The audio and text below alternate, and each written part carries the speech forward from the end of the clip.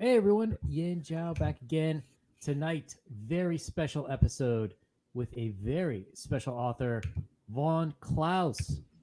You may know him Hello, from hello. Monster MD, the recently fulfilled Indiegogo campaign, and it's been a huge success. How many backers did you end up with? I need to check. I forgot, man. Like we broke 2,100 and Let's see. something 40. I can't. Yeah, let's see. 2152. 2152. That's Wow. amazing for a first Okay. campaign. That is amazing. I'm really proud of my team, and I'm really proud of this little creation I've had kicking around since forever. It feels like now. So, yeah. So Good stuff. I'm kind of curious. How did you assemble the team? I had fallen on some hard luck with the first iteration of Monster MD, which had a totally different artist, penciler and inker. I worked with him and Tanya to bring that one to life. I lettered it myself and learned a lot about comic craft in the process and just really grew to love it even more. And when that artist kind of left me with the last 5 pages unfinished as kind of a screw you to me, sadly, and he bailed, I was like, what do I do? Do I just move on to another project, start over? But I knew Monster MD had something special. And then I saw Monica McCagney's art on Facebook. And I said, this artist gets it. This artist captures the comedy, but also captures the horror that I really feel for Monster MD. It has this real vibrant life to the way she does her art and her line work. And so she captured everything I wanted to capture in my script. And I just knew that would be the artist, but I didn't think it'd be one of those situations where she would ever work with me. I always thought I would just be like, always watching from afar as this amazing artist skyrockets through the industry or whatever. Somehow, when I pitched it to her, there was a yes, and we made this awesome book. So yeah, that was how Monica got on. And then Tanya was already there from the original book. So I had this great colorist. One of the things I did was I actually tested Monica's art by having Tanya color it to see if I was onto something special. And they ended up making a pinup for me before they ever made anything else Monster MD related. So that was my little test for them. And it came out so perfect. I was like, yeah, we're cooking with we're gas here, man. This could be turned into a really great comic. And before I knew it, like we did the cover together. And when I posted that online, a lot of pros, even from the comics world, were going, whoa, what is this? Yeah. So this is for me, one of the more surprising campaigns. There's been a few that I've taken a look at in the initial stages and been kind of like, I don't know. But I have to say, in general, in the beginning, I was like, probably in the past. Like for some reason at that time, everybody was doing monster stuff. Yeah, definitely. And then, you made the wise decision to, not only are you on virtually every stream out there, but you also started posting stuff, posting works in progress. And I got to say, I was really impressed. And one of the things that got me first was actually Monica's work. So I used to teach design at different colleges and stuff, and I did that for about 10 years. And one of the hardest things that you could teach people is pinups are kind of easy, but when you have like sequential art and you have to have a certain design quality to it, most people can't get it. But when I saw her work, I think you posted like 10 pages, and I was looking at it and I was like, oh my God, I understand everything in the story. I don't need any of the words in there. This makes perfect sense. And it's so rare, in my opinion, that you find someone who has that quality in an artist. Yeah, the storytelling is excellent. It's perfect. I think that's something that other people have pointed out to me before. And that made me really happy. One of the big decisions I wanted to make was, do I want to post pages of art that have lettering, or do I want to just show that this is badass even without it? And like, you're going to want to see the lettering and buy the book, So I was like, yeah, just leave it out, leave it clean, let the art tell the story and get people into the world, you know, like nice and quick. I mean, that's what you're doing, really. You're shopping. So Yep. Well, keep it quick. And I think it really gets people into the story, and you can see, like, just visually, it's interesting, it's exciting. You know, you can contrast that to virtually anything like Marvel does these days, where it's the difference between cinema and like the camera work on a sitcom. Yeah, definitely, man.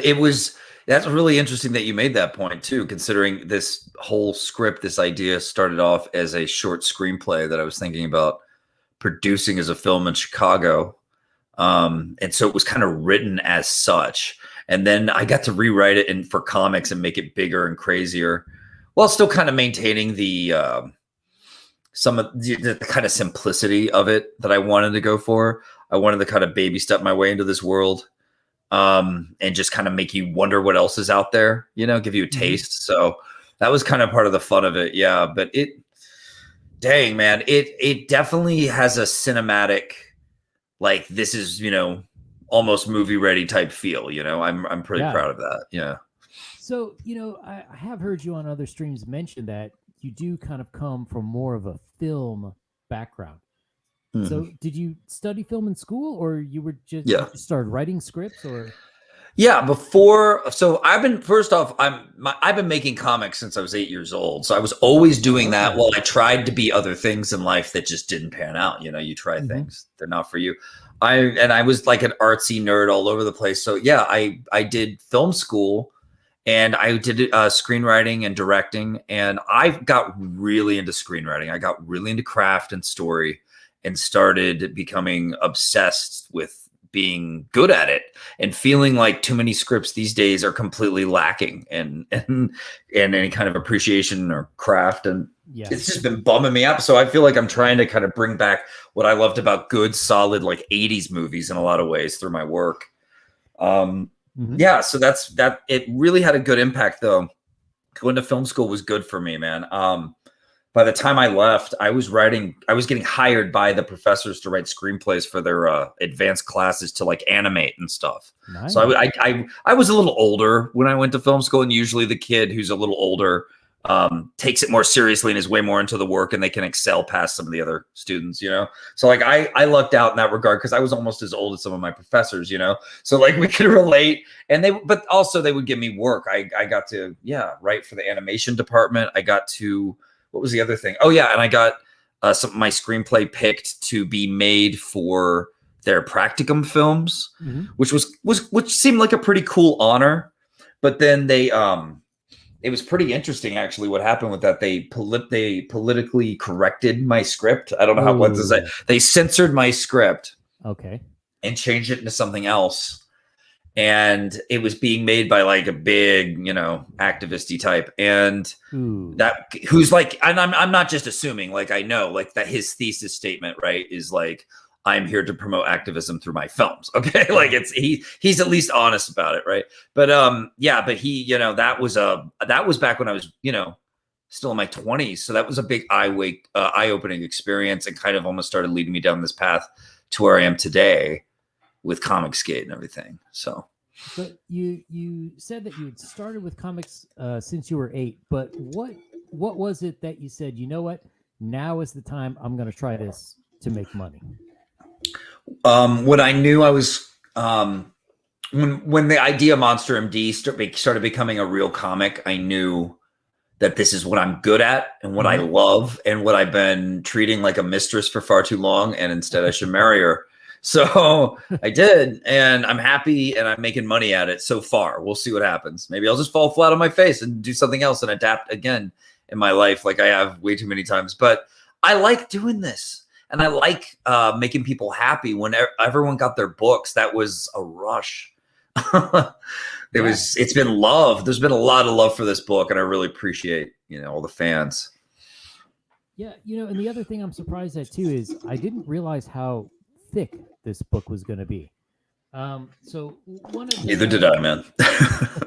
One of the I didn't know. I literally bought bags that were thicker than normal to bag and board all these, going, yep, this is going to be no problem. These are nice, thick bags. And they weren't like, they were thick enough, but not quite thick enough for me to get a sketchbook in with everything like I had planned to make everything a nice package for, So yeah, I had to separate those. So yeah, it was pretty amazing. I did not expect it either, man. Yeah. So, one of the things that I've noticed about a lot of first-timers books is they kind of want to end like on a cliffhanger. Like, okay, here's the setup, or like, I'm going to give you all the information to know who people are, and like maybe act one, and then they're like, okay, see you in another year or two.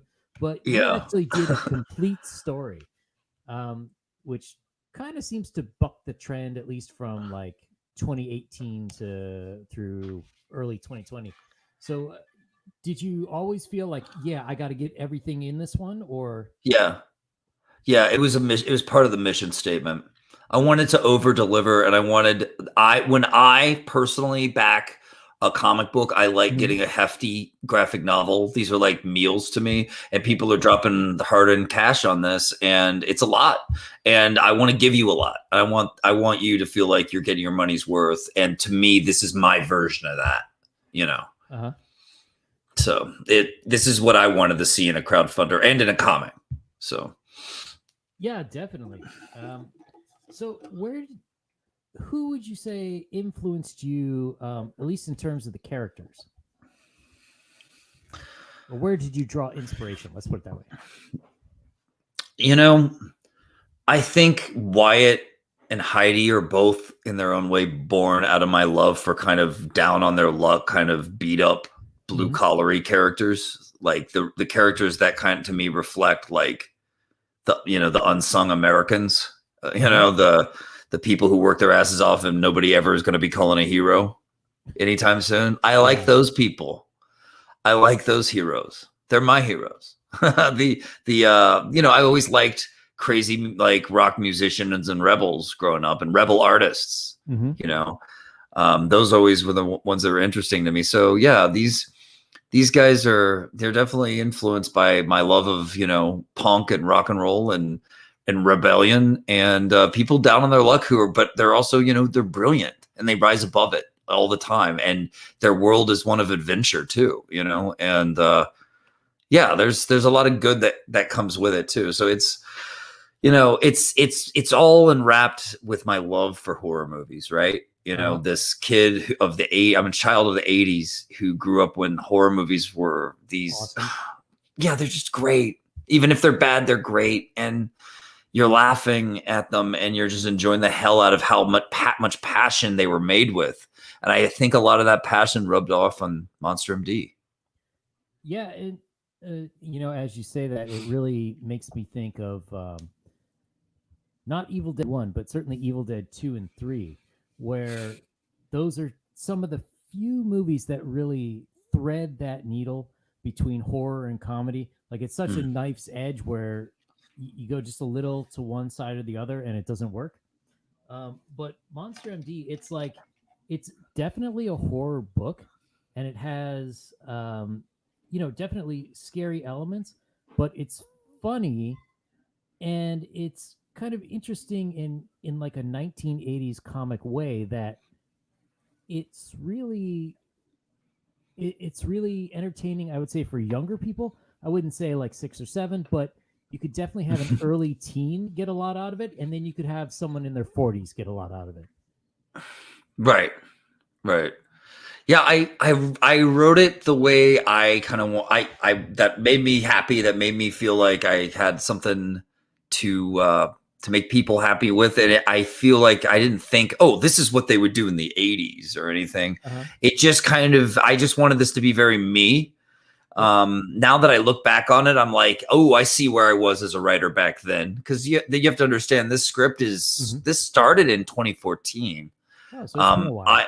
It's been a while, but I've rewrote it and turned it from a 75-page book into the monstrosity before you when you get your thick copy in the mail, So it's Yeah, there was a lot of rewrites. I've never rewritten anything as much as I've rewritten this. And I feel like now, as it's kind of carved me into a way better comic book writer. And I feel like that's going to be reflected in the next book because I want to do more of this stuff. So then, is there going to be a sequel to Monster MD, or is it going to be a different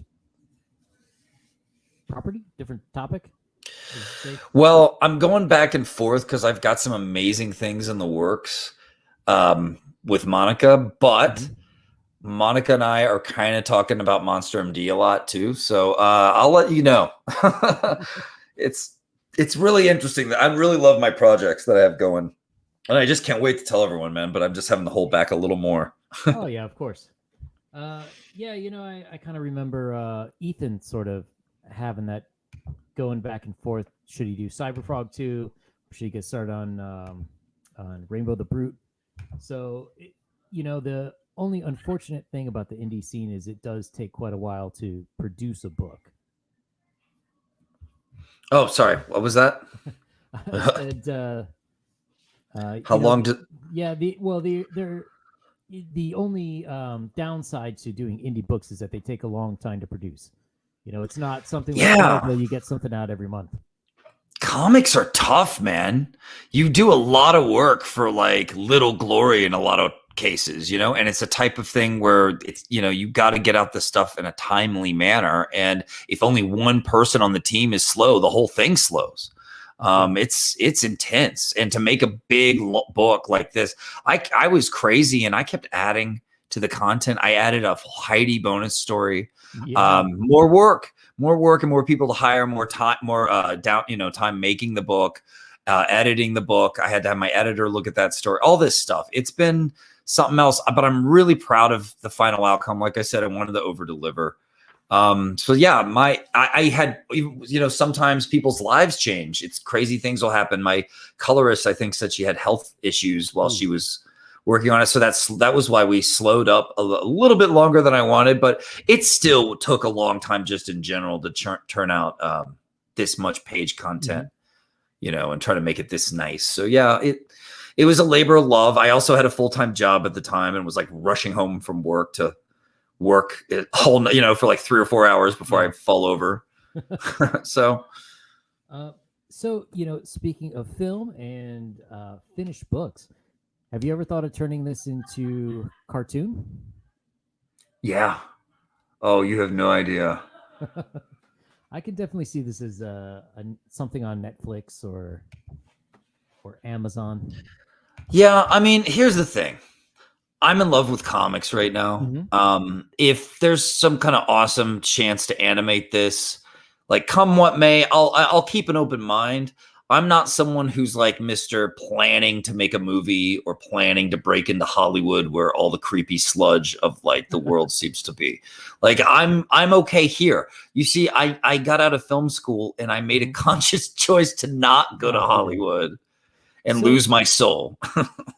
Well, that kind of makes me wonder if things sort of go the way that they are, where we keep ending up with more and more streaming platforms desperate for content. Do you think maybe that would give you a chance to have more control over your work? So, for example, if you find a way to pay for a pilot or, perhaps, I don't want to say like a bidding war, but some way you think you can parlay this into having the closer to the freedom that you do doing indie comics?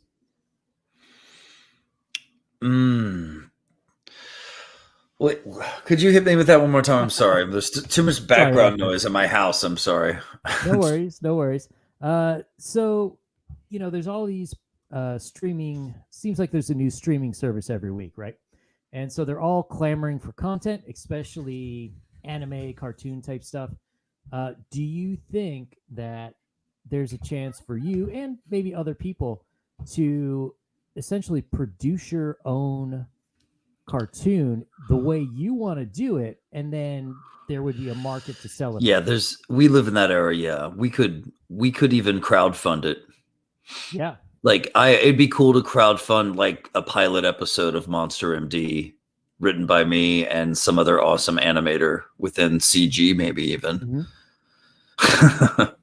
Yeah, there's been talks behind. There's been more than talks. There's been all kinds of things when it comes to that behind the scenes. But I'll let you guys know. We have nothing nothing too official yet. Sure. Or have I already? I don't know. Yeah, but there's definitely I love animation.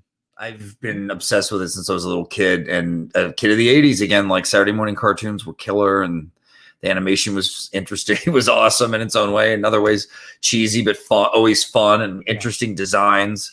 And those designs, I think, that's one thing I think that influences my work too, is like that design stuff. But yeah, if we ever get to do animation, it's gonna be good. We'll do it right. Yeah. So speaking of CG, how is it that you found CG in particular? There were, the whole landscape was kind of a mess 3-4 years ago. Like, how did you find CG, and what made you say, like, yeah, that's where I want to hang my hat?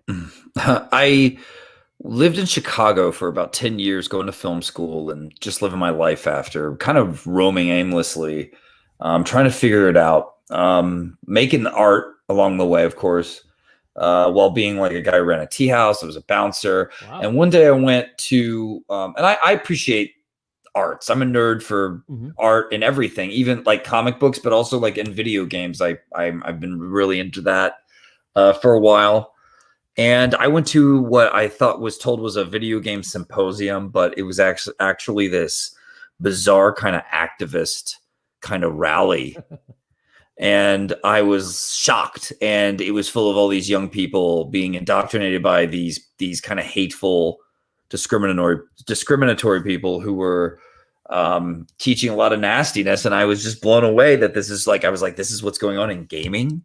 Like, what's up with that? So you go home, you do a Google search, you go down a rabbit hole, you start to learn, like, there's a lot of crazy stuff going on, a la Gamergate, stuff like that in gaming. And there's like a real culture clash happening with like activists, who are coming in and telling everyone that they're bad people, so it's been something else. So that kind of tipped me off to it. And then some time passed, and then I saw it coming into my comics. And then I think I found some YouTubers who were critical of that, like a small group of YouTubers who were pointing that out in comics. And that kind of started me off with wanting to criticize it myself. I wanted to be a critic about it, and make my comics, but I didn't really want to bring the fact that I made comics into my critic part of things at first, until Comicsgate kind of became a thing, and we started going, you know what, let's just make our own books. And I was like, I want to make mine. Like, let's see if anyone likes this idea. And that's where Monster MD came in. But yeah, I kind of watched it all happen, man. I was there when some people started calling us that kind of in a mocking way. And then we kind of adopted it. So. Very cool. You're also one of the, I don't know, you're one of the people who you'll really stick with a thread or stick with an argument on Twitter, but you're not really. Some people just go like right for the swear words, right for the insults, but your tweets seem to be more thought out about at least the subject matter. Is this something that you kind of think of, not in a spur of the moment incident, but something that occupies your thoughts? Yeah, I want to figure out the best way to communicate just what I'm really thinking, and keep it short and sweet, but like keep it. I feel like you have to understand, I was going to be a professor and teach writing. That was going to be my contribution to like the world of story, was passing on how to craft story to the next kids. But now I'm just doing that with my work, so I want to, like, I like to teach if I can, and like make my point like heard, like anyone. But I want to be able to use the right language to accurately talk about what is really going on, because a lot of this is about removing like the veils, man, and the Right. layers that everything's coming to us coded in terms of our media now, because they're very much about messaging, and you have to be able to see what messaging they're going for to understand like why something might actually suck. It's not just bad writing or whatever that's there too, but there's also the whole like, what is really going on here? It's like they, like I want to be able to spot it when someone's tricking me. That's just my style. Yeah. And so like I want to be able to see what this messaging is about and all these things and understand it and help others see it too. And oh, sorry, just lost my question there. But in those regards, so you kind of almost made it sound like it was a little bit disappointing that you're not a professor. But do you think it's more important to teach or to create? That's a great question. I think I just look at them as not. Here's the thing. I don't look at them as that separate. I feel like teaching. I mean, yeah, you know what? I would be fired within 5 minutes of being like a college professor, first of all.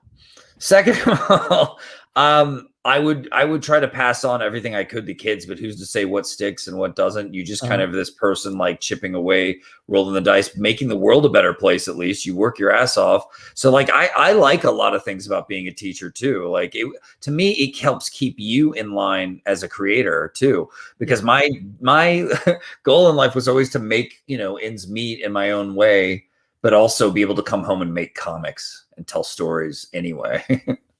Yeah, no, I definitely know what you mean. Like I mentioned, I used to teach design. I used to work in that area, and it was good.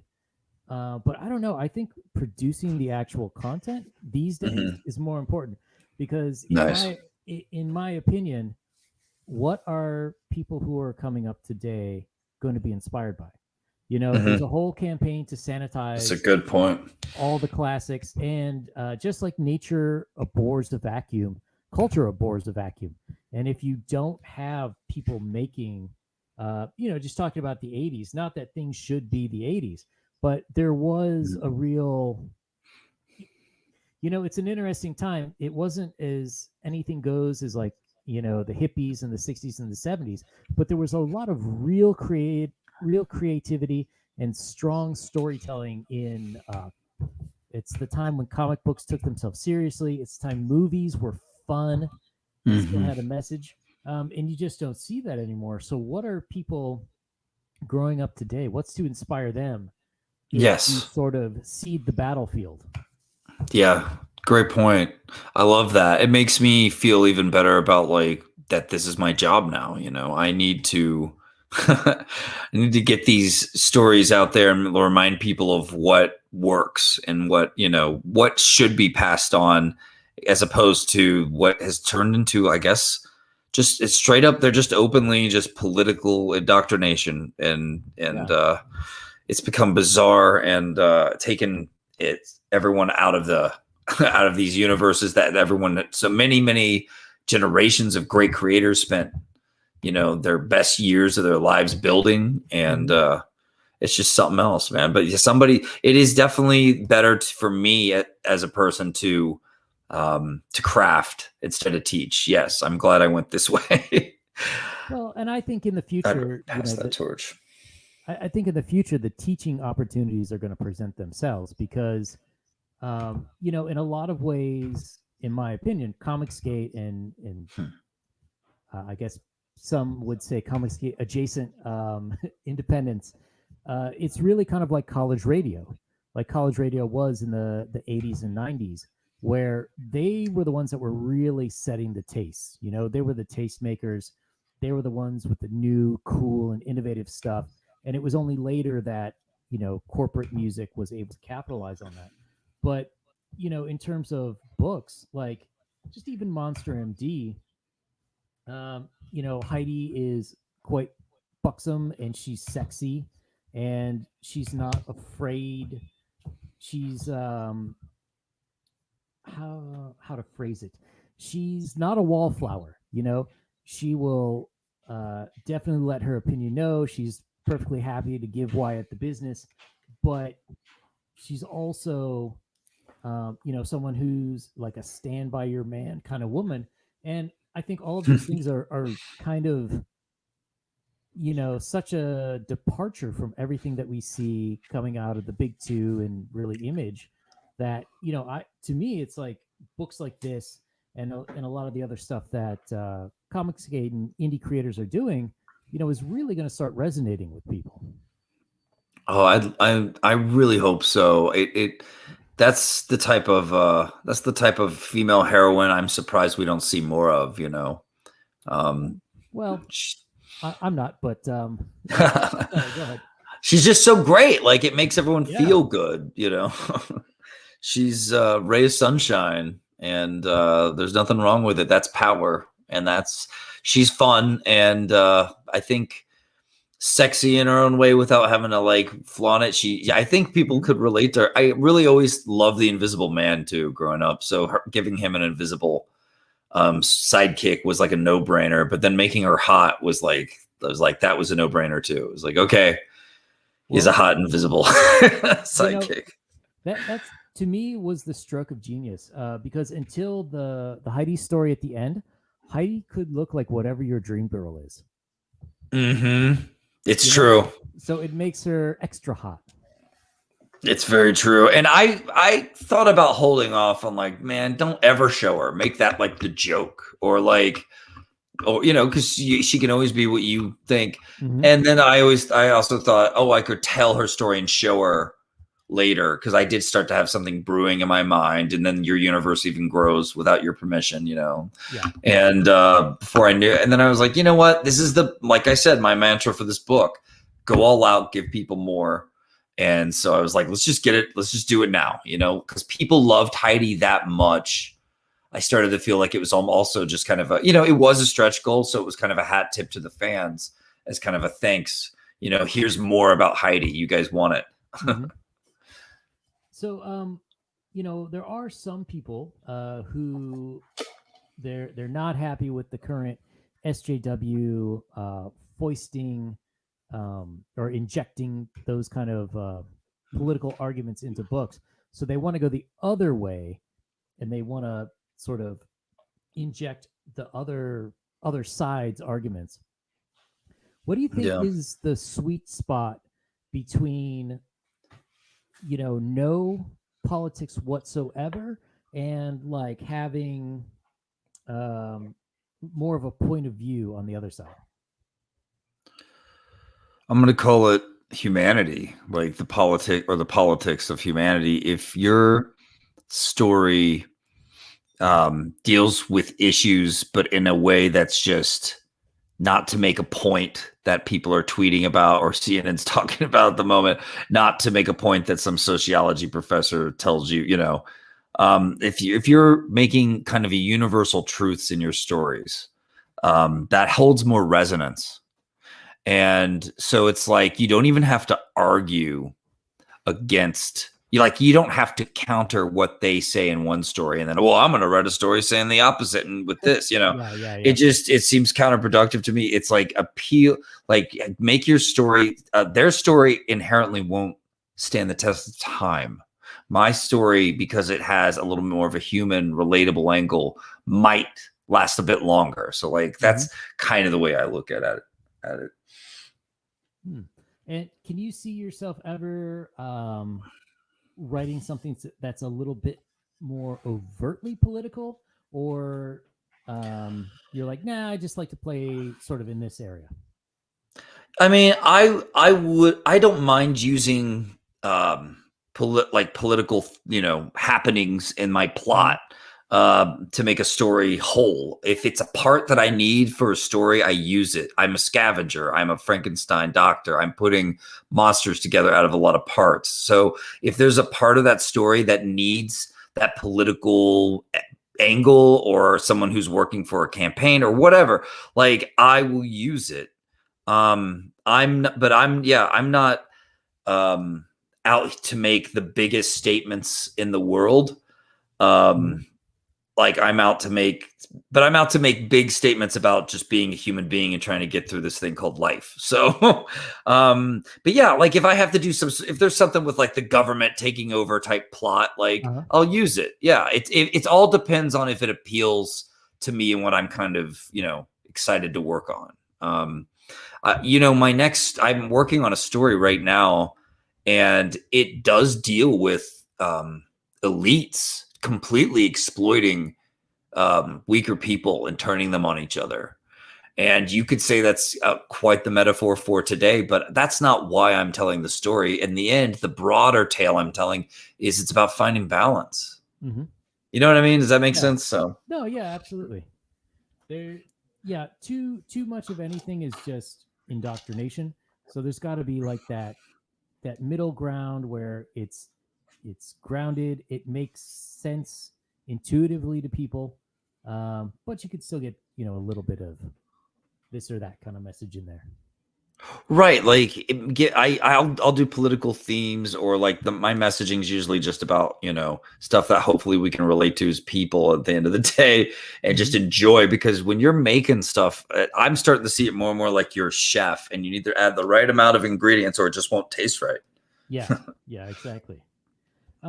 So speaking of writing more stories, you have recently announced on Twitter that you are taking, is commissions the right word for writers? Or sure, you're open for projects? Yeah. Yep. I've been taking on some writing projects and having a blast, and writing for everyone from Narwhal to Eddie Winkler. Oh, cool. Which has been awesome. Yeah. So you'll see me in some you're going to start seeing my name hopefully pop up in some other books in the future. So if someone wanted to approach a writer, like how would you suggest? Like, let's say there's some penciler who's like, hey, I got this idea.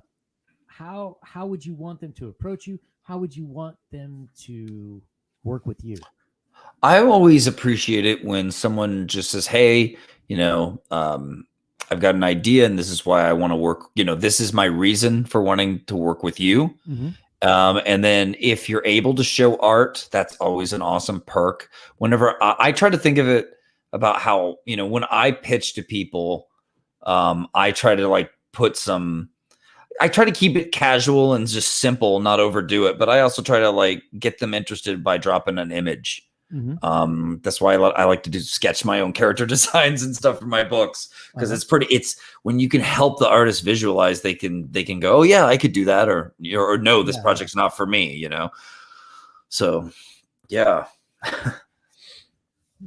And so speaking, sort of along those lines and a little bit with the politics, what do you think just in general that indie comics needs right now? Like, what should people be doing just to make the whole scene explode more? Man, I'm behind the scenes and I'm talking to the coolest artists, like artists that I really admire, and we're talking comics, talking shop, having fun, helping each other with our campaigns. What's making it exciting is the fans and engagement with the projects. Engagement with people on YouTube has been amazing for a lot of people. In the end, I'm just kind of an artist hiding out in the background making stuff. So I just look at it like right now is the exciting time in indie comics, and we just need to keep pushing that good energy with the fans and the respect for customers and the production of some of the craziest, most awesome art we can make. Because to me, there's a lot more people than ever running campaigns, it would seem, since I launched Monster MD sometime back, and now it's a new landscape, and I feel like it's like a whole lot of different bands, like it has different in a music scene that kind of popped up, and it's kind of punky and it's kind of awesome. It's got great energy, and my recommendation is just keep it up and stay original and do what the other guys won't do. Because like I said, we're chefs. If you offer people that really hearty steak that they've been missing, they're going to come for it. And I just want my work to be that hearty, awesome steak, that good meal that makes you happy that you supported me, so in other food metaphors, do you see? I mean, for me, one of the problems with the whole comic industry is that it's well, really, it's been on a downslide since the 1970s, but that slide really accelerated after Image formed, and then it's just in complete free fall now.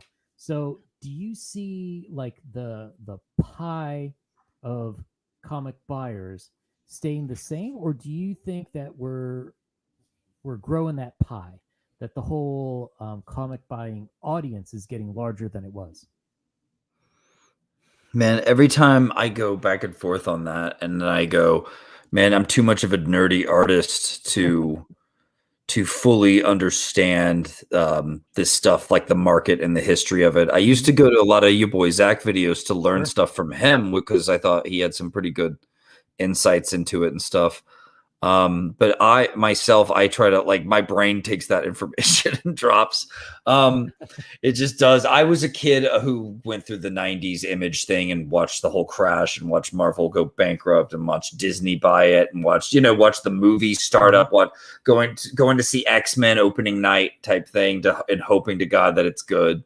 Stuff like that. Like this, it's been an amazing thing watching all that, but now it's weird watching manga just whoop American comics ass this bad. But it's also at the same time a testament to what I'm talking about. If you give people good story, they're gonna line up to buy it. It's really that simple. Give them a reason to care. So it's so yeah, that's I mean, that my opinion on it is I'm watching them try to turn our entertainment into this kind of far left soapbox, and it's not working out. But they're definitely still slowly figuring that out with their finger way off the pulse while I'm over here offering up my steak. So Yeah, it's interesting to me too. So I lived in China for a few years, and people who were over there, foreigners and Chinese, they were always saying like, oh, give it 10 years and Chinese movies will be bigger than American movies, and the culture will be all over. And I was like, nah, it's yeah. I said at the time, it's never going to beat American culture because it's very controlled about what they can say. Now, the thing I didn't anticipate was that people are trying to treat our culture just like it is over there. So, to me, it's really no surprise that manga is sort of kicking our butts. Yeah. But it does give me hope that at least here there are still people who can weather the storm and say what they want. And eventually there's going to be some media companies that want to make money again. Yeah. So they're going to have to turn back. Especially with big tech buying them up. But you have to understand, like China is buying out Hollywood like more and more. And it's like we're watching them take it over, and then it's just if big tech buys it out instead and then goes, oh well, we need to change this and go where the money is, if they want to adapt that way, because other times they're very much ready to do the activist move instead. We've saw them do a lot of censorship and stuff around the elections and around COVID and stuff. So it's really freaky, man. But yeah, so I'm not exactly enthused, but we'll see what happens. It'll be interesting to watch. That's for sure. Where will expression go once they start tightening the grip on it? We live in an era where the common guy can buy a really good high definition video camera and get a little bit of lighting going in his house and still film like a low budget movie that looks decent. The consumer can do that now, and or just with your phone these days. So it's getting interesting. So what has that done for the film landscape, and what is it going to do for the arts in the future? All the competition between the streaming services also is driving all these things to be made rapidly, and a competition to make stuff quick while also trying to make quality. So yeah, that's been interesting too. It's crazy. In a weird way, we went through another golden age of television too, with all good stuff that's been on over the years. So, Whew, we'll see where it goes. We'll see where it goes. I'm hoping for good things. I'm hoping for that pendulum to finally swing back. I think it's going to, for various reasons, but part of it is there's nothing that has a stranglehold on people here so tightly now. I think there's a lot of rough roads ahead, but in the end, eating steak versus eating cicadas is, it's not really a hard choice. Yeah, man. I'm not here to live in your weird cyberpunk dystopia that you like want me to and eat the bugs. I'm here to get some steak. I live in Oklahoma. No way. No cicadas. We wash those off our windshields here. It's like. So back to Monster MD. It is still available, right? It is.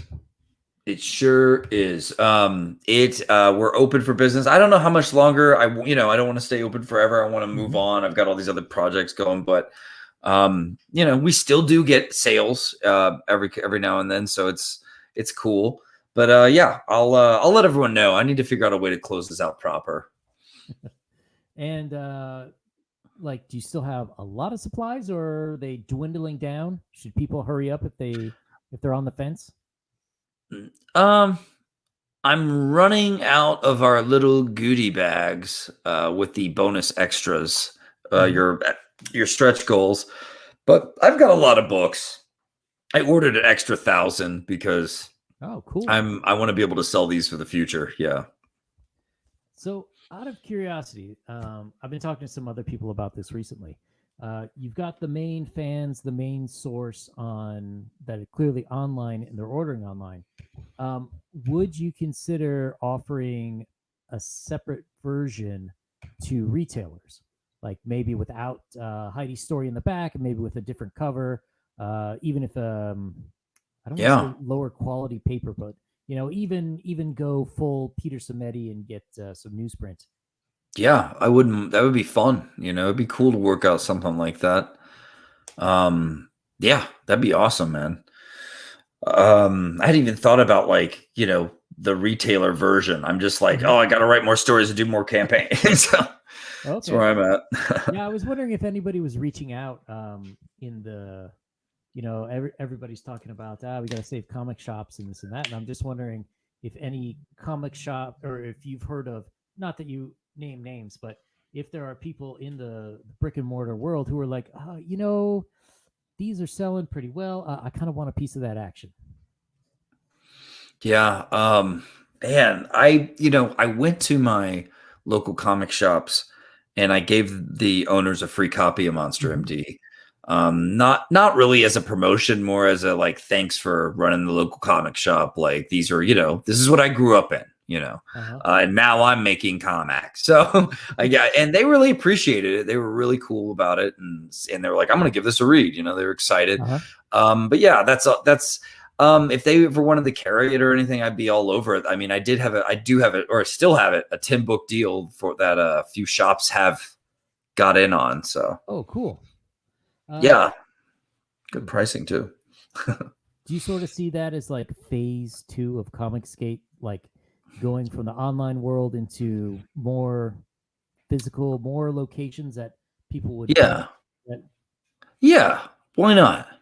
Like, it'd be cool. It'd be cool if you're like someone who doesn't know much about it, but you're in the store and then you overhear people talking about it, or that, you know what I mean? It's like the Rebels books have made it into the store. I think that'd be cool.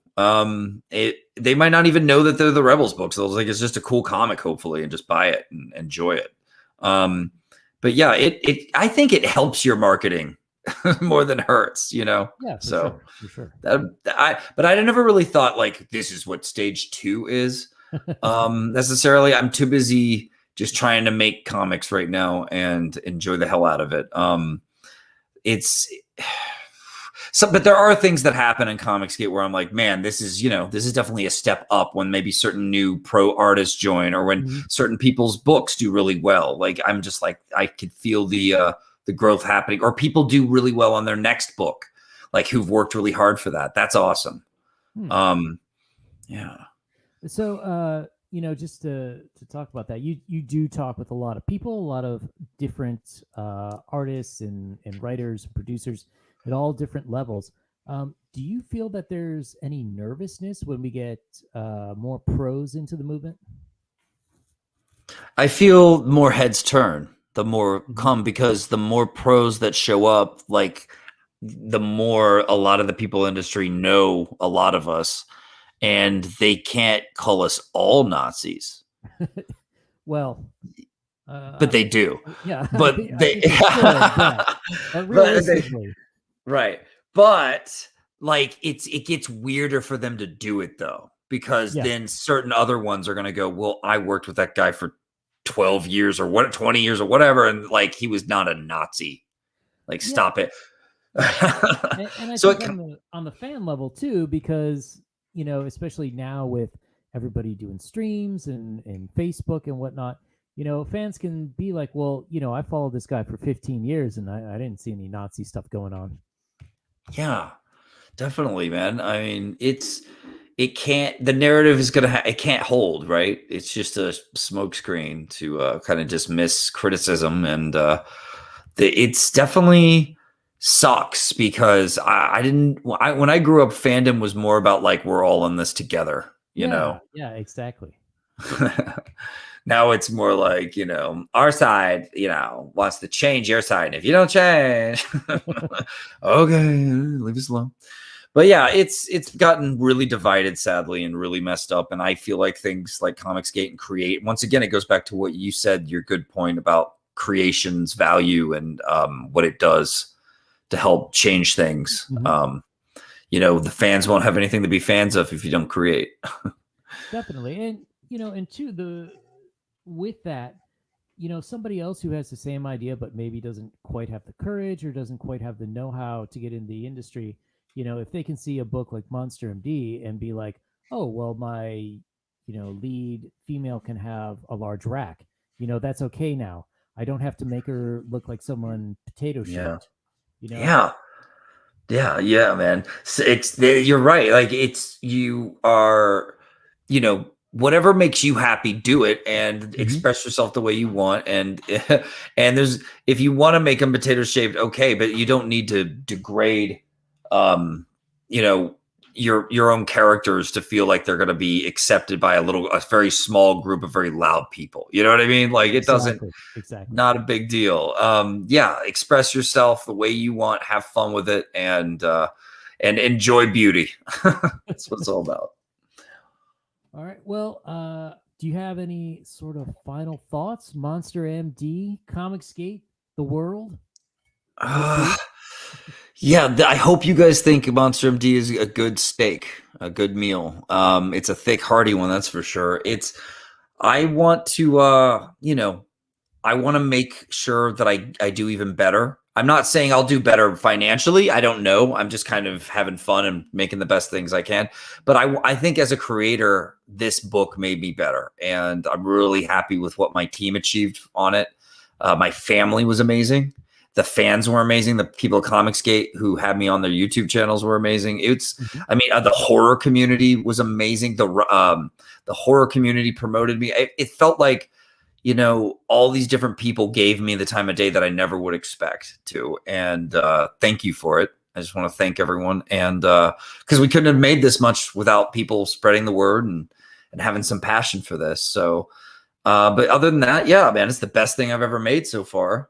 I feel like I've only got better things to make and offer you in the future. I'm really excited about all these other scripts I'm churning out. Awesome. And I am for hire too, to write like your one shot or your short or whatever. And I've made some really cool books that I really want to see get made, so we'll see. But yeah, What's the best way for people to get in contact with you if they are interested? I'm at Rise Again Comics at Gmail, or on Twitter at Rise Again, or I'm at on YouTube. Well, not, I don't know YouTube, but my YouTube is Vaughn's Haunted Castle. So look into that too. All right. And one last thing, if you have any words of advice for someone who's sort of on the fence and like, I really want to start in comics, but I don't know how.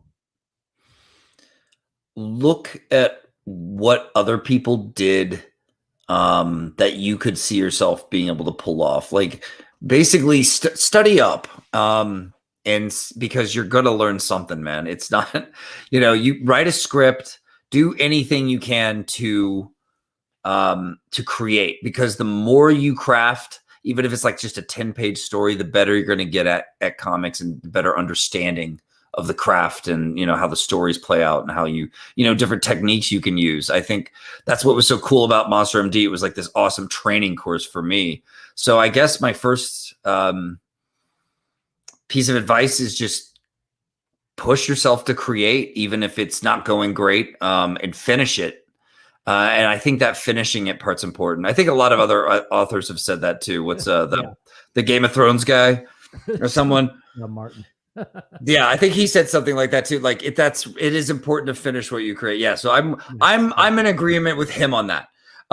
Because I understand that now. I understand that quote now better than ever after finishing Monster MD, if that makes sense. Like when you finish it, it makes you you can look back and reassess yourself and then grow and be honest about what you did well and what you didn't do so hot, and so. And the sense of accomplishment you get from it, it feels like just another step, right? Yep. That's important too for your self-esteem as a creator, because if you don't have it, you're not going to make very good stuff, man. Definitely. Yeah. All right. Well, Monster, thank you very much for coming on the show. Everyone, Monster MD still available on Indiegogo. Get it before it's too late. And if you like the content, please subscribe. This is going to be the week of too many interviews. And, thanks for having me, man. I appreciate it. And hang on for a second. We'll say our goodbyes. And good night, everyone.